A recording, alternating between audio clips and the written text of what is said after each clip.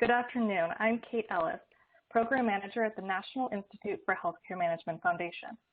On behalf of NIHCM, thank you for joining us today to explore this important topic. This is a challenging time, and our goal today is to share information and actionable strategies to support mental health in the workplace.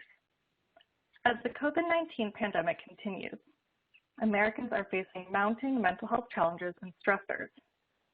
While the pandemic has impacted everyone differently, over the last 8 months, we have seen workers face unemployment concerns, challenges with childcare or virtual learning, fears of getting sick, and struggles maintaining a work-life balance. All of these factors can weigh heavily on employees and significantly impact their mental well-being. Recent surveys have shown that symptoms of anxiety and depression have tripled and quadrupled during the pandemic, respectively. This expert panel will discuss short and long-term strategies to address mental health challenges and explore opportunities for employers to ensure that these mental health challenges do not turn into serious, long-lasting mental health problems. Before we hear from them, I want to thank NIHCM's President and CEO, Nancy Chalkley, and the NIHCM team who helped to convene this event. You can find biographical information for all of our speakers on our website, along with today's agenda and copies of slides.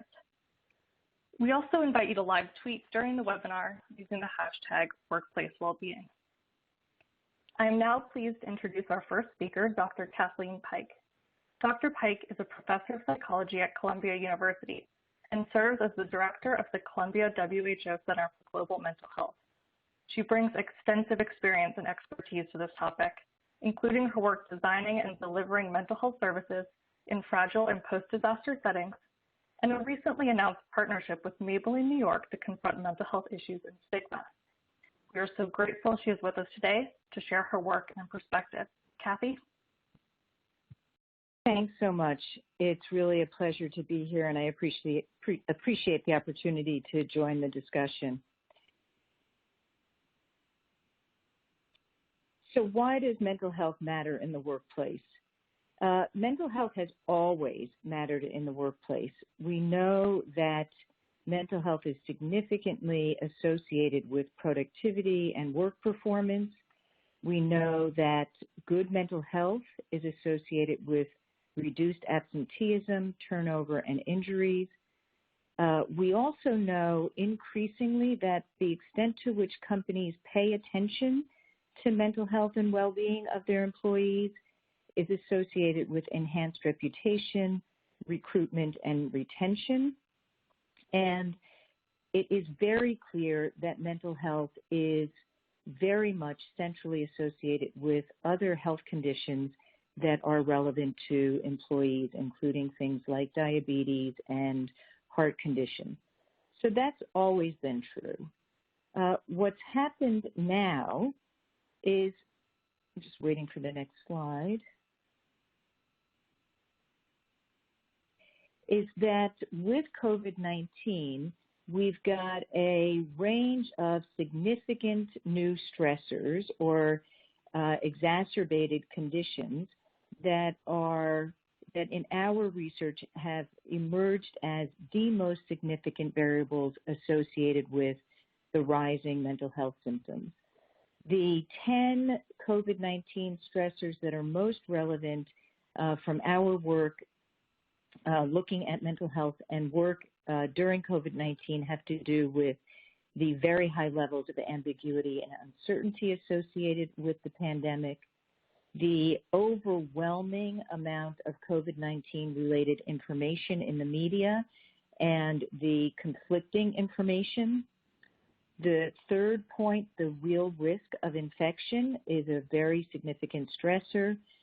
The fourth stressor related to physical distancing and the associated social isolation have very serious mental health repercussions. Fifth variable is the change in work demands, work structure, and processes. This has varied significantly depending on the type of employment that someone has, but each of those has significant risk in terms of mental health. Increasing the changes in domestic responsibilities that increase stress or impede work, and in particular the issues around work from home and the impact of for employees who have children who may or may not be in school or have older parents who may or may not be living with them or in senior residences has put significant stress on employees. Of course, having a loved one with COVID-19 or losing a loved one, and studies are showing now that given the rates of individuals in the U.S. who have died from COVID-19, that we literally have over 2 million Americans who are grieving right now, having lost a parent, a child, or a partner. The financial concerns and job security are associated with significant concerns and worries that increase mental health risks. The worsening of comorbid long-term health conditions that are being impacted by reduced access to care or concerns about seeking care. And then 10th, there are significant increases, employees are reporting significant increases in terms of privacy and confidentiality, with employers now tracking where they have been, who they are in close contact with, et cetera.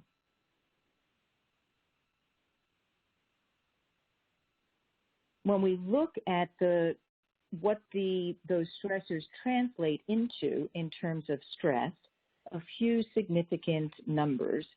An estimated annual cost of mental ill health to our U.S. economy is $260 billion. 96% of all U.S. adults say the pandemic has impacted their overall stress. 80% of respondents, when we look globally, 80% of respondents in India felt the need for increased mental health services and access. 42% of respondents in the UK report significant increases in terms of fatigue due to the lockdown. And the bright side of the story is that we know that if we invest in employee mental health, for every dollar invested, we have a return of $4. So it's a really good investment, especially at a time of these increased risks. Within the U.S., the most recent data from the CDC indicate that about 40% of American adults report struggling with mental health issues, that the common mental health issues are around anxiety, depression, trauma-related risks, increased use of substances, and even some increase in terms of suicide. These increases in symptoms have led to major headlines that I'm sure many people have seen in the media around a warning about the next pandemic and the shadow pandemic of mental health. And what I want to say loud and clear here is that the elevated rates of mental health concerns are very serious, but a mental health pandemic is not inevitable. What we can learn from the data from what we want to consider here is that elevated symptoms are not mental health disorders.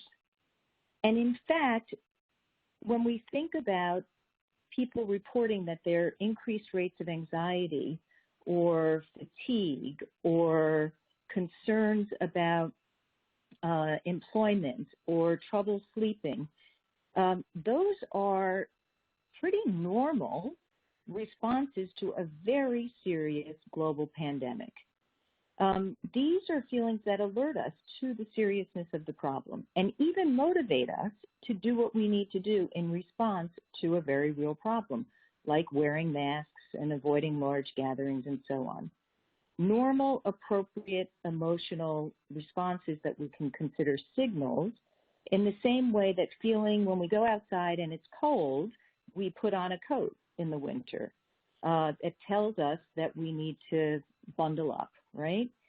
The key consideration here is not that people are feeling increased symptoms. The question is, what's the severity of the symptom, what's the duration, and what's the impairment? And when symptoms become extreme in terms of severity, when they endure over significant periods of time, and when they interfere with daily functioning, that's when we know it's time to intervene. So what do we know from other public health crises? This slide shows us some data from two different moments in history that offer some guidance. The first row here looks at the mental health sequelae after 9/11. What was the prevalence of post-traumatic stress and related mental health conditions after the September 11 attack in Manhattan? 1 month after September 11th, the rates of mental health concerns were significantly elevated to 7.5% of New Yorkers reporting increased levels of mental health problems. But 6 months after 9/11, rates had gone way, way down. Another point of reference for us is to look at the second row of data, which represents information around mental health from epidemics and widespread public health crises from the 21st century, including pandemics and epidemics of SARS, Middle East respiratory syndrome, Ebola, and swine flu. And what we see here from these data, from a review of these data, is that immediately after an epidemic or pandemic, we see significant range in terms of mental health response. And unlike 9/11, even a year later, there are significant elevations, but also very significant range.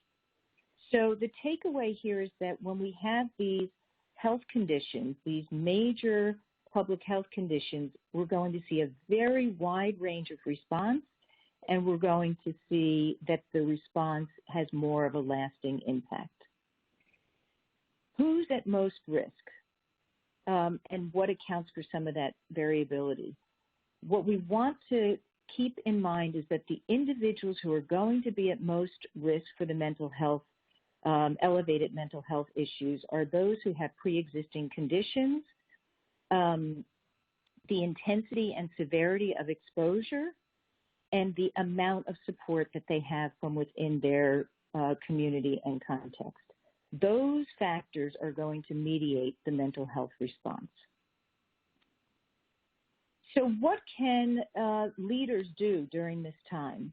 Our data show that leaders play a very, very significant role, have an outsized opportunity in terms of shaping the organizational response and impacting the mental health outcomes.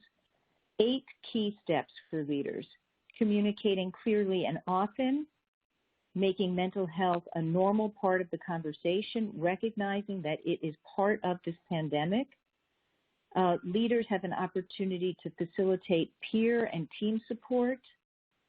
Leaders have an opportunity to promote and model flexibility that will be essential given these stressors of this enduring pandemic.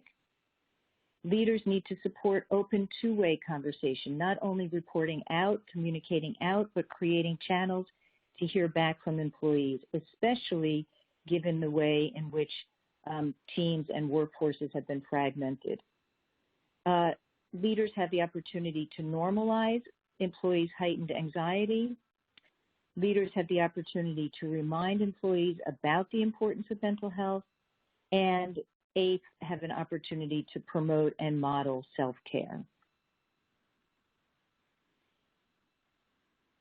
When we talk about organizational strategies, we often in our consulting work with organizations, we talk about the 3 Ps. Leaders have an opportunity and an obligation to protect employee mental health, to promote positive mental health, and to provide access to appropriate care. What do we mean by protecting mental health? leaders have the opportunity to do there is prevent exposure to undue stress and situations that could cause mental health symptoms and problems. Right now, that includes things like creating flexible work hours, addressing family leave needs, cultivating a culture of trust. Those are protective strategies to reduce mental health symptoms. Leaders can also promote good mental health that enhances skills, resilience, and coping. What does that look like today? It looks like creating routines and structures amidst uncertainties. It means building peer support groups. It means skills building workshops. It means modeling self-care. That's a strength-based approach that makes an enormous difference at times of enduring stress when individuals are at risk for mental health symptoms. And then third, leaders need to provide opportunities for employees to talk about mental health needs and to access care as needed. What does that translate to today? Knowing what's available within your organization, facilitating connection to resources for employees who are struggling with mental health concerns, and expanding resources as needed. What's critical at this moment, which is critical always, but especially at times where there are increased stresses, increased uncertainty, increased ambiguity, increased needs, and increased efforts, it is all the more important that leaders are very, very clear about the problem that you are trying to solve for right now. What are the mental health issues in your organization? Define the problem clearly. You need to articulate success. What will success look like if you address the mental health problem? Make sure you measure and learn, innovate and iterate, and then go back to defining the problem.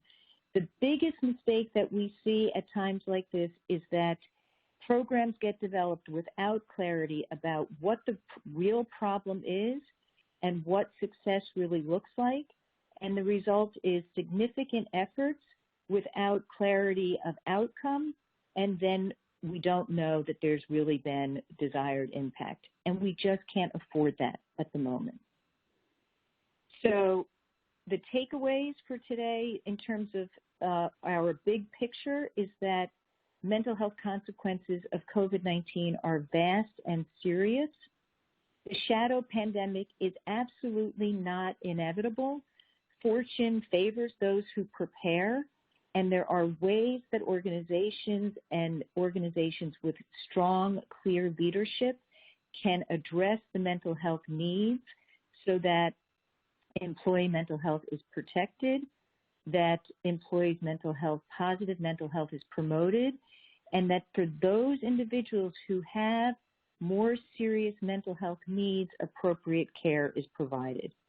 Employers have an enormous opportunity to support employee mental health during and beyond COVID-19, and I look forward to hearing from my fellow panelists about the work that they are doing to address mental health in their organizations.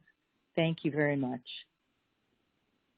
Great. Thank you, Dr. Pike, for giving us some background on common stressors that we're seeing, providing such thoughtful context around how the pandemic is impacting mental health for workers in the United States, and exploring what can be done to help avoid a mental health pandemic.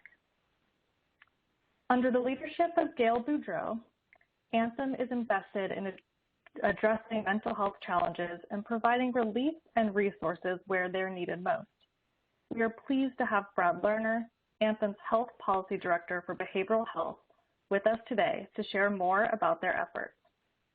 At Anthem, Brad analyzes state behavioral health legislation and regulations and works closely with the federal government relations teams to support strategy and advocacy. We appreciate him joining this panel discussion to share Anthem's work and his perspective. Brad? Hi, thanks everybody, and thank you, Dr. Pike, for some very thoughtful statistics and information that I think will build nicely on my slides. I appreciate NIHCM for giving me the opportunity to speak here today. Just a little bit about Anthem before I get in here to the slides is as was mentioned, this is a large health payer that focuses on employer business and employee well-being. Recently, prior to the pandemic, Anthem acquired Beacon Health Options, which is a wellness company singularly focused on behavioral health. So it was fortuitous that Beacon is now part of the Anthem family, and we can work on solutions together, helping employers during this really unique and trying time. So I did put some statistics in here as well, but I'm not going to spend a lot of time because I think Dr. Pike did a really nice job of sort of setting, the moment in time that we're in, the tremendous pressure that employers and individuals and employees are feeling. So these slides will be made available to you, but as you can see, mirroring some of Dr. Pike's comments, we're seeing, just increased rates of depression, self-reporting on just overall stress. We are, focused on stress of working at home, particularly folks who are living alone. There's the social isolation, the just getting used to this whole transition of how we work is causing tremendous stress. We're also, as an employer, always looking for as employers looking at productivity and what is this, trying to measure what is the impact of the mental health needs of employees during the pandemic. And you can see that there's increased stressors, and that the U.S. is particularly increasingly focused on, in surveys, on having the highest sort of mental health distress results when surveys are taken. So I think, a good place to begin here too is, pick up on Dr. Pike. What do we want the workplace to accomplish? We have all this uncertainty, anxiety, isolation. I think people are looking for that resilience. We've done resilience training in the past, never before will we need to call on it. And how are we going to bolster that? And I think, employers have to rethink strategies that particularly focus on each of the strong stressors we're seeing. So I really like this slide here, in that it's focusing on some results on how to reset work expectations and just sort of adjust the relationship. Maybe there's more communication that's going to be needed and more ways of unique social engagement.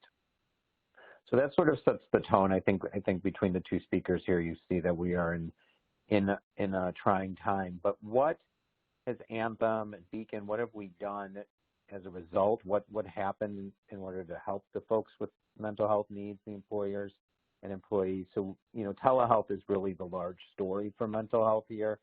It is the leading diagnosis that for telehealth visits are stress and anxiety and depressive disorder. It's the telehealth use is 110 times higher. We're also seeing that, we're reaching people who are managing to be inpatient. They're staying for longer. They're coming in at a higher acuity than previously before. We have seen some evidence of increasing suicidality and increasing needs on social determinants of health. That's a term, if folks aren't familiar with, where we're really looking at how the interplay of people's needs for food, transportation, living arrangements impacts their mental health. Keep going here. So what did we do? There's a lot of information here, but what was actually done? Well, that telehealth story really was something that telehealth existed prior to the pandemic. Telehealth for behavioral health was always something that was thought of as a good fit for telehealth. It's not like you have to set a broken bone. This is something where you don't have to touch the patient. There has been evidence that it works in the outpatient for the non-severely mentally ill. So when you had that rapid shift where in the early days of the pandemic where people were really told not to leave their homes, we saw an incredible sort of industry, a lifetime of industry work happening in a quick time. And one of the things that Beacon and Anthem did was focus on training for our providers.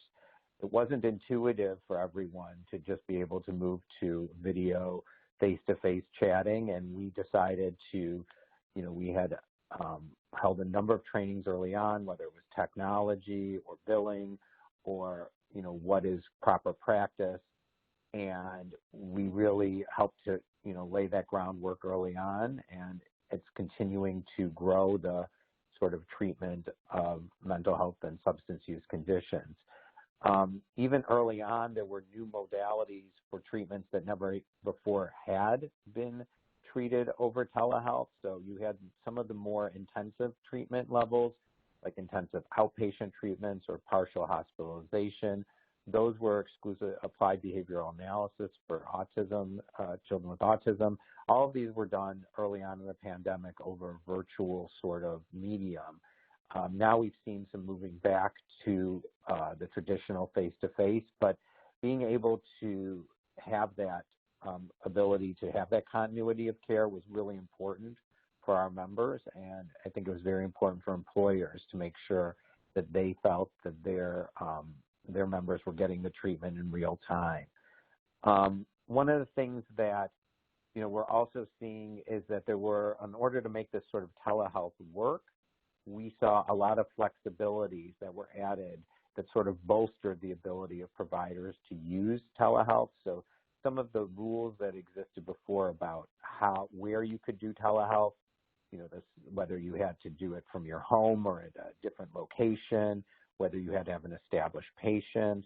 There was definite licensure flexibility for providers to sometimes do treatment across state lines. So different things were lifted that we're going to want to look carefully at, as the pandemic continues and beyond, to see about these flexibilities continuing, because it really helped proliferate the use of telehealth.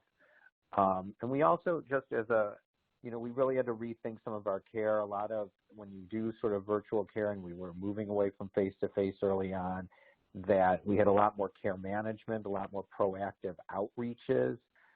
We had to have more in-the-moment support. We also looked at different ways of communicating information. So there was a lot of sort of industry-wide changes that occurred in a short period of time to really bolster the mental health needs of our consumers and our members.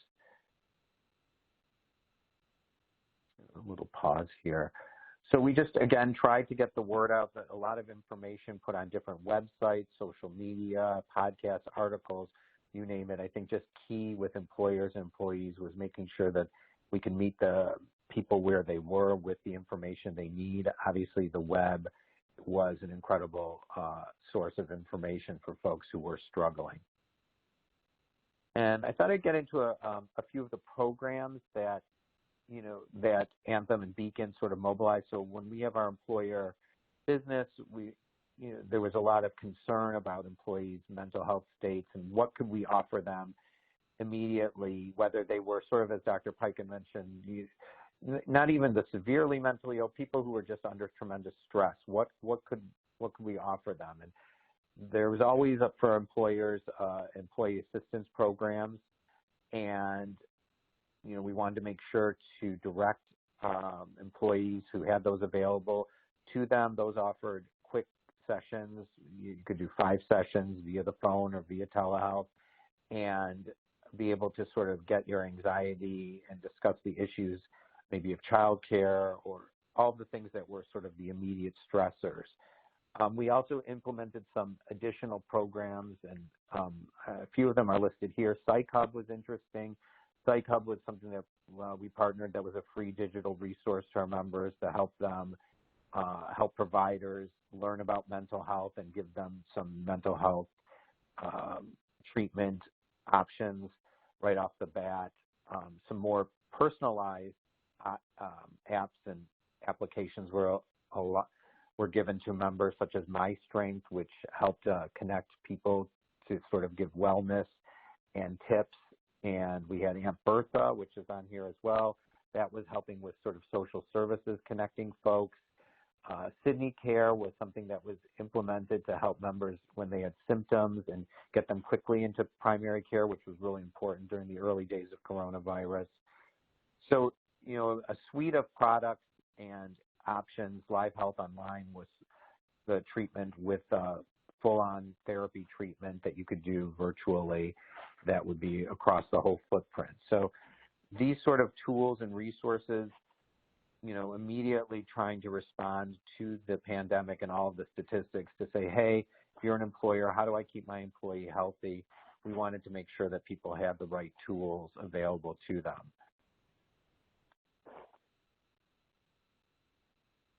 What to expect? I think that we really wanted to make sure that, we're following what's happening. I think nobody really knew how long the pandemic was going to last, how long folks were going to be at home. And now we're sort of seeing in the news another uptick in cases. And with that, I think, again, people constrict their care, and we want to make sure with the projections that people are feeling increasingly stressed, but if they're afraid to go get treatment or don't know that they have these virtual options available, we want to make sure that they don't show up at the hospital at an already, highly acute rate. So we want to make sure to reach them early, and we're trying to think of ways to make sure that we're checking in with our members, our employees, through our employers, to make sure that they are well prepared for the winter and know that they have those options that I mentioned available, where you could do sort of real-time treatment from your home, or at least get the ability to talk to somebody early on through your employer, just to even go through how you're feeling. So we want to avoid that sort of high-level acuity where it got too far. I think one of the Mental Health America talks about before stage 4, and I think, even in a truncated pandemic, we definitely have a before stage 4 situation going on here. We're all sort of struggling, so we want to make sure that we give folks the tools to reach people before it becomes more acute. So some of those projections are in there. We expect that telehealth will continue. It is a really key piece of I don't want to say it's a silver lining, but it's something that's been building up for a long time for outpatient treatment, for anxiety, for depression, using that sort of two-way medium. And it was always made sense for a lot of businesses to take advantage of it. I know that we used to have folks who were on oil rigs that were distant and couldn't necessarily get to treatment, and it made sense, but it was just not really well taken up. And now all of a sudden we see this was the sort of nail that hit it over. And I believe that with these, the key thing that we're going to be working towards is making sure that the policymakers continue to relax regulations to make it easier for the mental health patient, particularly in mental health telehealth, to continue to use telehealth through the pandemic and even beyond.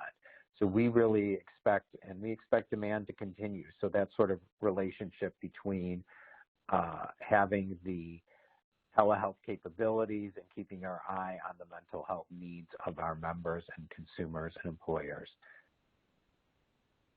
And then I'm going to go finish up here. Again, employers really increasing the benefit, making people more aware than ever. A lot of people weren't even aware they have employee assistance programs. Now it's certainly a time to take advantage of that, making employees aware of the telehealth benefits that they may not, even making them aware that they have mental health benefits. So these are things that are tangible steps employers can take.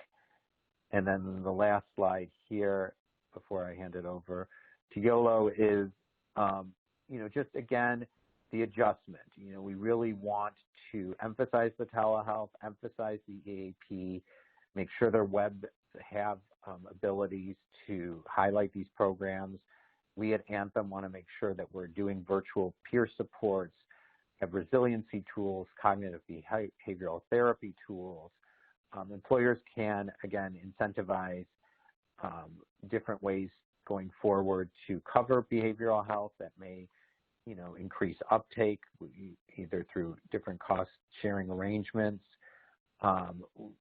Other employers may look to work with clinics and either on-site or nearby, and making sure that frontline managers, business agents, benefits, that there is this sort of training.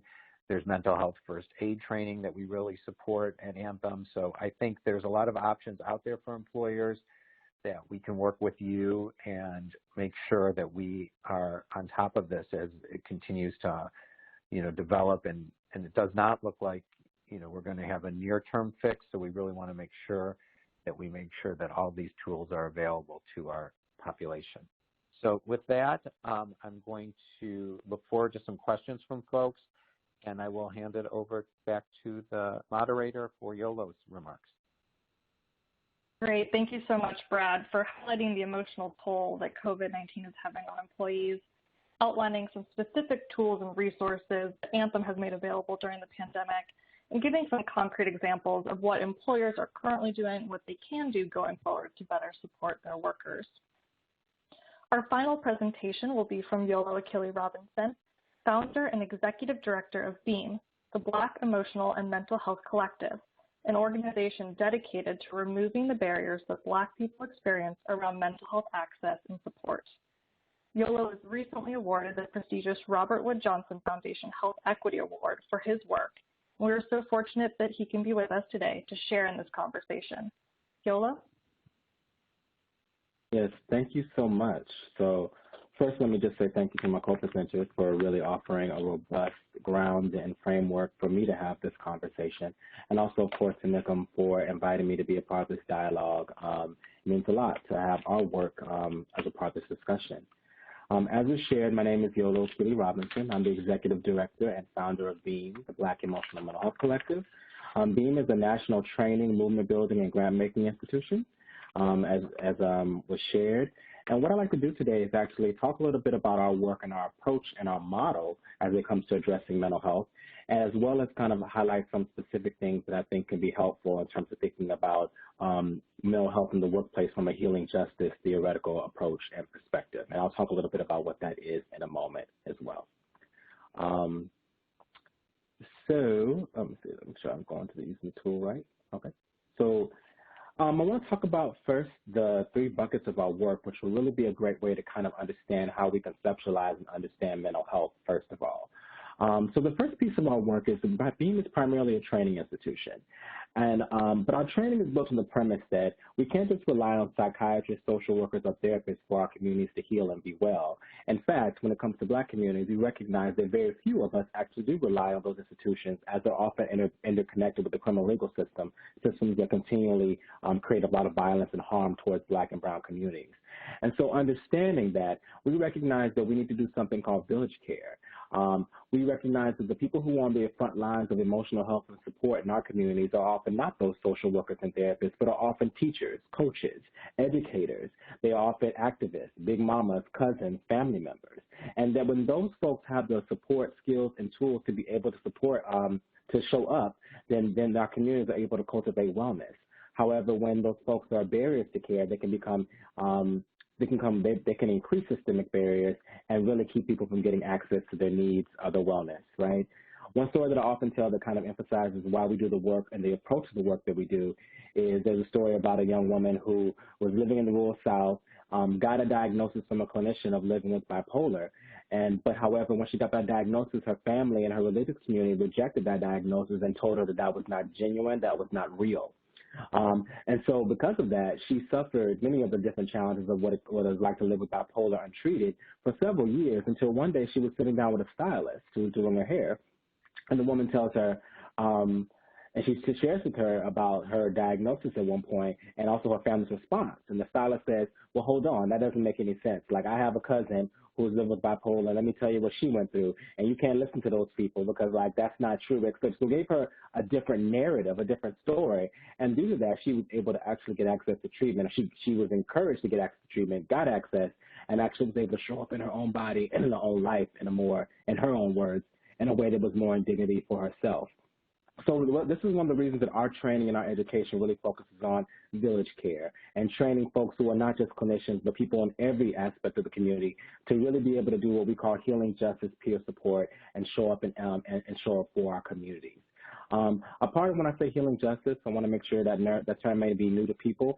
Healing justice is a theoretical approach to healing and wellness that is rooted in the activism of Black, queer, trans, disabled women, and gender nonconforming folks from the South.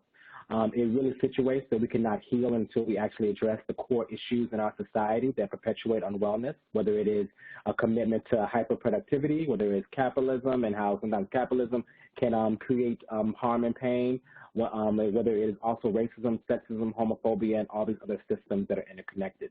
So it is not about treating the symptoms, but also addressing the core issues that create so much distress in Black and brown communities.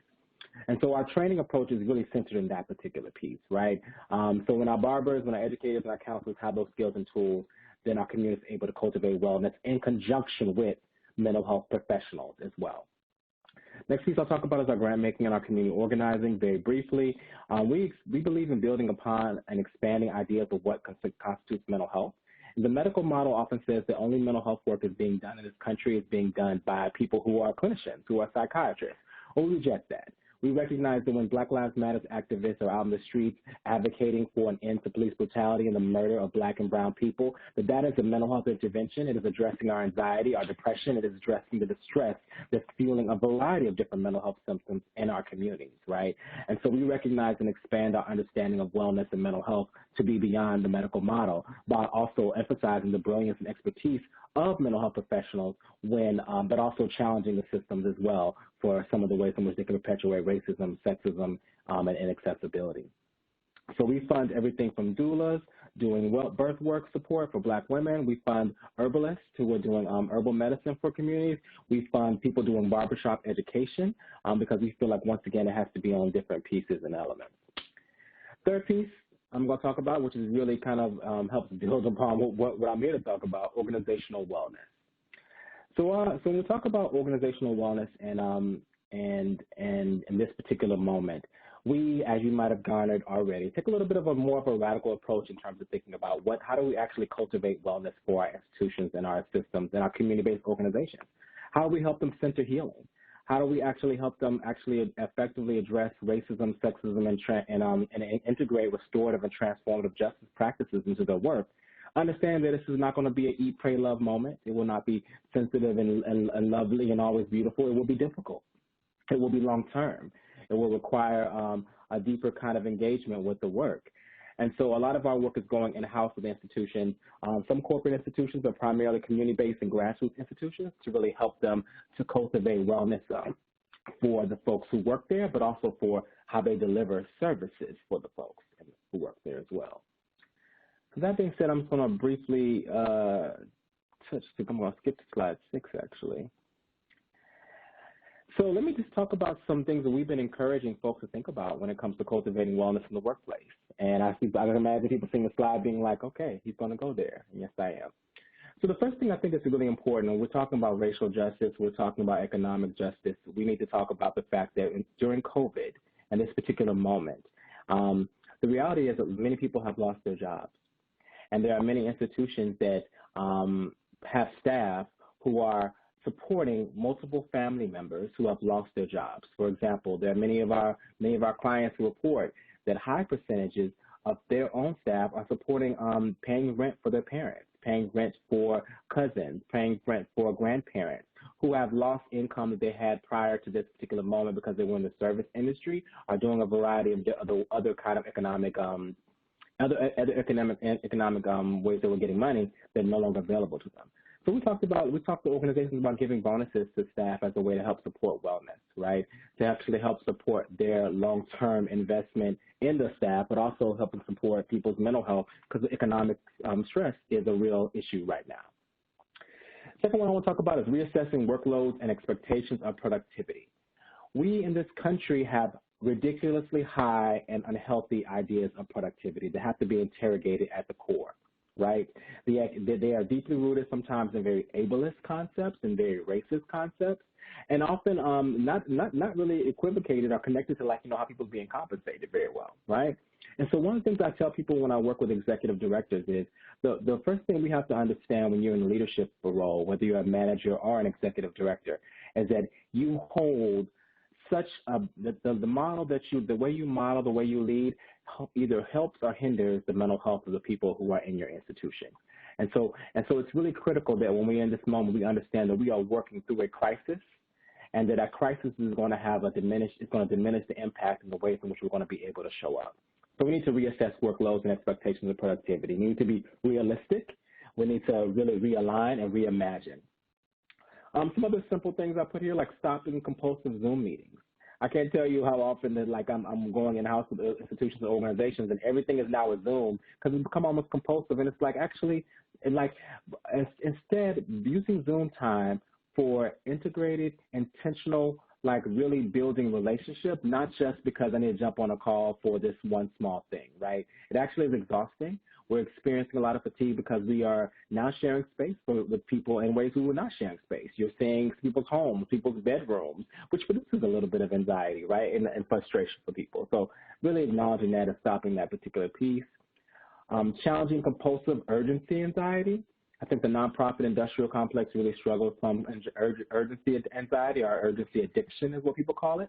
Really being able to, we have a couple of tools we share to really help people begin to assess out what is urgent and what is my anxiety, and how am I using my anxiety, how does my anxiety show up in ways that make me constantly want to produce, create, so that I don't have to be present with my own fears, my own frustrations. Are you using work as an escape mechanism, but having a negative impact on people in the workplace, right? And so we see this happening a lot in a lot of spaces and a lot of organizations. I tell people to create water cooler time to share on non-work-related things. This has been a really big thing that many of our clients have found helpful.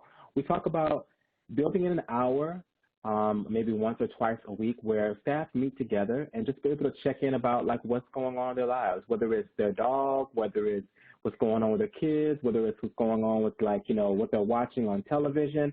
Like right now, because we are all in this virtual space, many of us don't get the opportunity to really sit around the water cooler or to have those conversations that really help sustain and nurture us in our work. And so it's really important that we build in time to just be like, hey, what's going on with you? How are you? You know, how are things happening? You know, those pieces are really important. I'm going to say this next one is, and people might see it in kind of some people will hopefully see in the room and like realize the necessity of it. Stop forcing black people and brown people into conversations about race with white people at work. I'm going to say it one more time. Stop forcing black folks into conversations about race with white people at work. There is a tendency in the D&I world to create these spaces that create so much distress and duress for black folks, where black folks are forced to, often with superiors, or people who are superior in the hierarchy above them, help hold and address racism. Right? Help hold and address transphobia or misogyny. I really want to encourage people to really think critically about how the people they engage when they do these particular models. That is actually not helpful for many black folks. When black folks are like, I don't want to talk to you about race. Many women be like, I don't want to talk to you about the misogyny and sexism in this space, because actually there are so many consequences for myself when I do that, that it actually it creates more health challenges for me, or more wellness challenges for me. So thinking about creative ways, how do we educate white people about their racism without having black people do that labor? How do we educate cisgender people about their cissexism without having trans folks do that labor? What does that look like, right? In this moment when so much murder of trans folks is happening, so much race, so much increased police violence is happening, or our awareness of it at least, what are the strategies we can do that do not put the burden on the people impacted to explain to the people who are not as impacted about it? Last two pieces is wellness surveys. Really talking to people about what's going on in the office around race, gender, sexual orientation, and conflict challenges. What is the real culture? You know, a lot of times when we talk about mental health, we tend to externalize it, but we really think about like what is the environment that we are cultivating in terms of for people to be able to express their feelings, to be heard? What does that look like, right? And then the last one is emotionally intelligent leadership training, which really encompasses all of this and is a large part of what we do. Really holding space for us to begin to hold the nuances of all these pieces. One of the pieces that we talk about at Beam in our work is we don't ask the question, are you racist, sexist, or transphobic?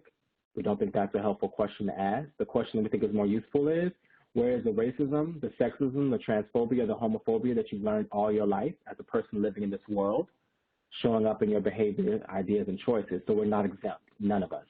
So as a person myself, as a non-binary person, born in a body, projected and read as male, I've received innumerable psychological and social benefits from the system of patriarchy that benefits men. That says that men and maleness are dominant and have the right to rule. That says the characteristics that are masculine and male should be praised more than those characteristics associated with women and femininity, right? And because of that, whether I consider myself a good person or not, I have internalized ideas that show up in my behaviors and my treatment of other women in my space, right?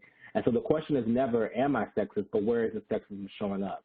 And it's not about being the moral question. It's about the reality. We all internalize these things. So for white folks in the room who feel they are good people, the question is not about you being a good person or a bad person. It is about how is the racism and the ways in which you have internalized it unconsciously and not so unconsciously showing up in the ways in which you are treating black and brown folks, trans folks, queer folks in your space, because we all learn messages that certain lives are less valuable. And whether we are conscious of them or not, they show up in the way we are in the world.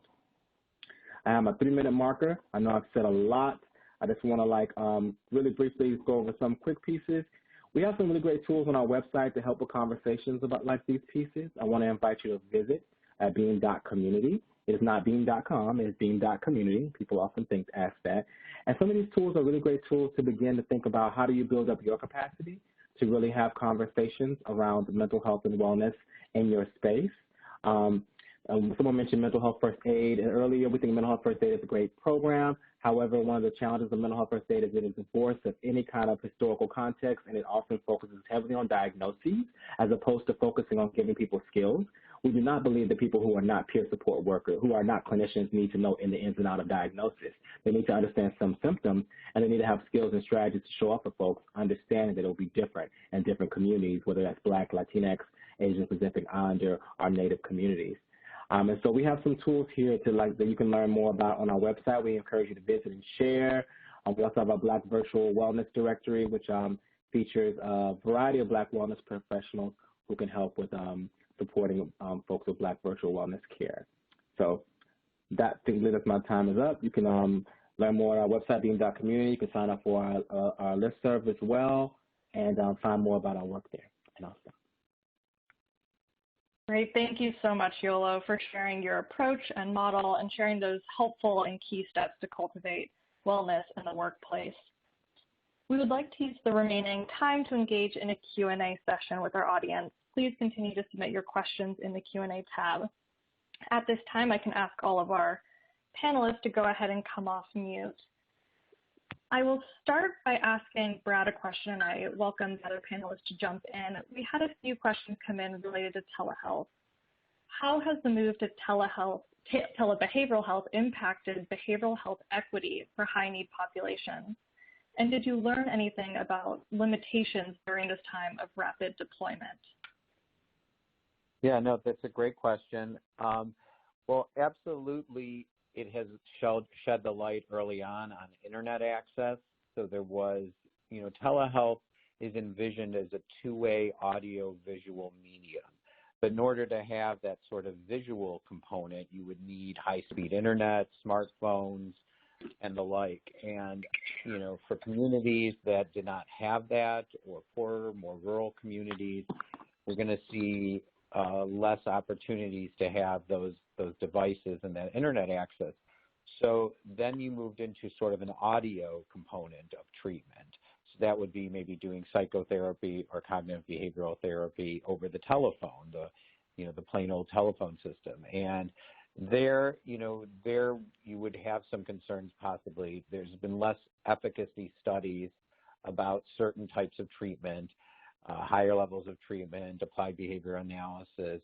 There just hasn't been widespread investigation about audio-only sort of services for all treatment, although certainly having the continuity of care, as I mentioned earlier, was so important.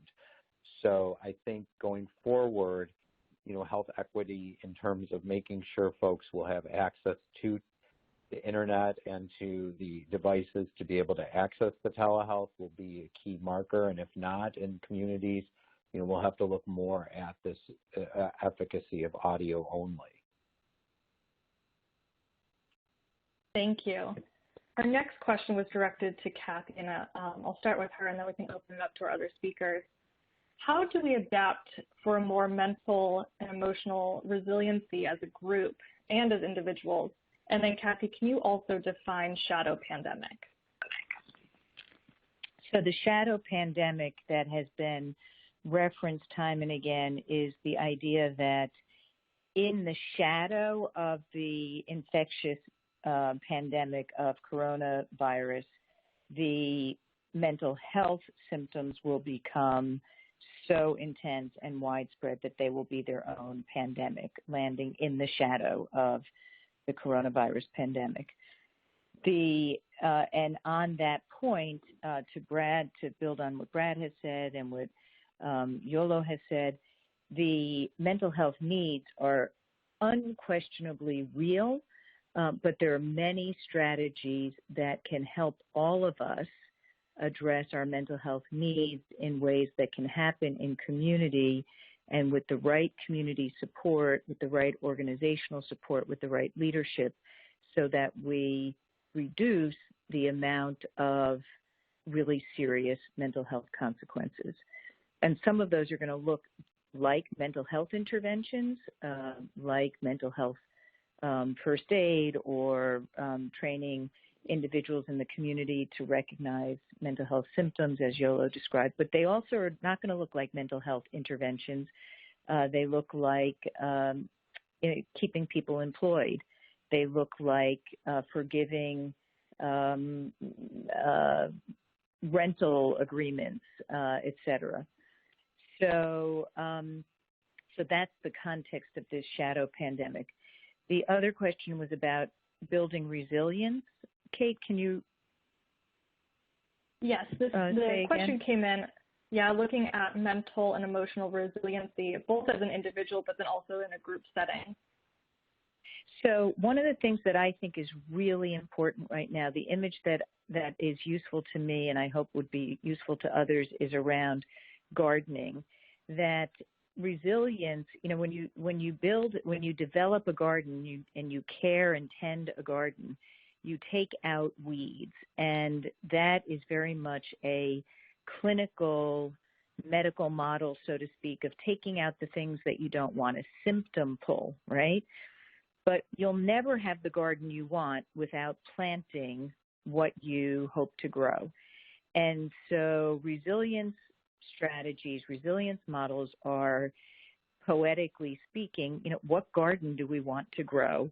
And so what are we planting now to promote strength, to promote connection, to promote supports that enable people to engage with each other, remembering that all of this, keeping in mind, what our goals are. And I think, to go back to Yolo's point, remembering that these are people and that our work is in the service of supporting the human structures, conditions, individuals, and communities, and we should make sure that we're doing just that and not the reverse. Great, thank you. So we had several questions come in around this idea of Zoom fatigue, whether it's individuals working virtually from home or through telehealth, or even workers that are doing home visiting programs that are having to virtually connect with their patients. I'm wondering if anyone can talk to some concrete suggestions to really combat this Zoom fatigue that so many people are experiencing. Well, I'd like to say something. I think the first piece we can do is consent. You'd be surprised at how often many of the staff of organizations we're talking to, there is no kind of consent if we want to have a Zoom meeting. There's an expectation often like that everyone has to be on camera and be visible. And what does it mean to give people the actual option to say that, like, I'm just going to call in, I don't feel like being visible today? Really beginning with that piece, we're talking about this within infrastructure in terms of workplaces, just having those discussion and dialogue. And I think the one thing I was trying to say as well in the earlier piece is really understanding that, we've held some Zoom trainings and conversations that have been really powerful and beautiful. People have left them and felt like they were like really enriching and nourishing because we were really focused on making human connection, right, and not just like being so task-oriented. I think building in intentional time in your workplace as a manager, as a leader, where it's like really building a relationship and connecting with someone is really important to have that a part of the Zoom culture as well. So I would just say, like, one, being really intentional with consent around like that piece with your staff. Really assessing and checking in, because we found that a lot of our partners who often want this kind of compulsion, everybody has to be on camera, are often workplaces where there's very little, there's a lot of distrust. There's a lot of, frustrations and challenges that this era has only brought to the forefront. And so I think that like really being intentional about like understanding that, you know, Zooming is not using it as a micromanaging strategy is really critical for people to be kind of cultivating wellness in the workplace. And that you also still need to really address those core issues and those core dynamics by bringing in external facilitators that are skilled to help really center and structure the space in a way that really does center healing and wellness. Kate, Thank you so much. This is Kathy. Yes, go ahead. I would just add to Yolo's, I love what Yolo said, and in a very concrete way, what we have done with a number of teams is reserve once a week for that team meeting the first 10 to 15 minutes of something that we share that is not task-oriented, as Yolo said, but really is about who are the people on the phone, and can be from simple things like share one of the comfort foods that you have made during this pandemic, to tell us, you know, what you've got on your home screen and why you picked that picture. And it really is an incredibly simple but incredibly powerful way for people to remember that we're three-dimensional and there's a lot going on in our lives, and to connect in more humane and caring ways. Thank you. Unfortunately, we are out of time today. We're just at the 2 o'clock Eastern time mark. I would like to thank our excellent panel of speakers and our audience for joining us today for this important discussion. Your feedback is important to us, so please take a moment to complete a brief survey, which can be found on the bottom of your screen.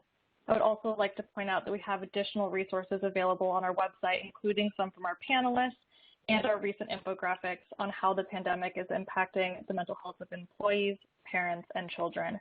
Thank you again for joining us today.